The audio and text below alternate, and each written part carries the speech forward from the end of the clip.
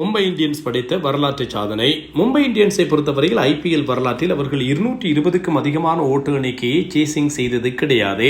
2023ஆம் ஆண்டு மொஹாலியில் வைத்து பஞ்சாபுக்கு எதிராக 215 ஓட்டங்களையும், 2021ஆம் ஆண்டு டெல்லி ஃபெரோசா கோல்டா மைதானத்தில் சென்னைக்கு எதிராக 219 ஓட்டங்களையும் இவர்கள் பெற்றமைதான் அதிகபட்ச சேசிங் சாதனையாக இருந்தது.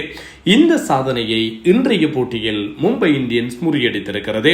220 ஓட்டங்களை கொல்கத்தா பெற்றுக்கொள்ள 5 பந்துகள் மீதமிருக்க 6 விக்கெட்டுகளால் மும்பை இந்தியன்ஸ் வெற்றி பெற்றது. இது மும்பை இந்தியன்ஸ் வரலாற்றில் மும்பை இந்தியன்ஸ் பெற்றுக்கொண்ட மிகப்பெரிய சேசிங் வெற்றியாக இந்த வெற்றி அமைந்திருக்கிறது. இது மாத்திரமல்லாமல் T20 வரலாற்றிலே ஒரு பிரான்சைஸ் கிரிக்கெட் அணி ஒன்று 300 T20 போட்டிகளிலே விளையாடிய பெருமையும் மும்பை இந்தியன்ஸுக்கு கிடைத்திருக்கிறது. இந்த சாதனையும் இன்று மும்பைக்கு கிடைத்திருக்கிறது. மொத்தமாக 7 தடவைகள் மும்பை இந்தியன்ஸ் அணி இவ்வாறு 200க்கும் மேற்பட்ட ஓட்ட எண்ணிக்கையை சேசிங் செய்வதற்கு 220க்கும் மேற்பட்ட ஓட்ட எண்ணிக்கையை சேசிங் செய்வதற்கு முற்பட்டார்கள்.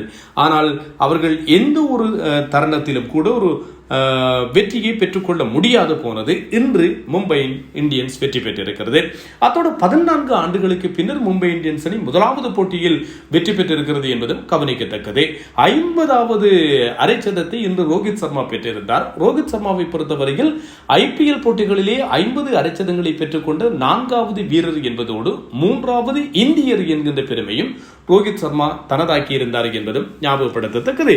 இத்தோடு ரோஹித் சர்மாவுக்கு பொறுத்தவரையில் இன்னும் சாதனை அவருக்கு சொந்தமாகி இருக்கிறது. 550 சிக்ஸர்ஸ்களை ரோஹித் சர்மா மொத்தமாக T20 கிரிக்கெட்டிலே பெற்றிருக்கிறார். இந்த சாதனையை படைத்திருக்கின்ற 9வது வீரர் என்கின்ற பெருமை ரோஹித் சர்மாவிற்கு வந்திருக்கிறது.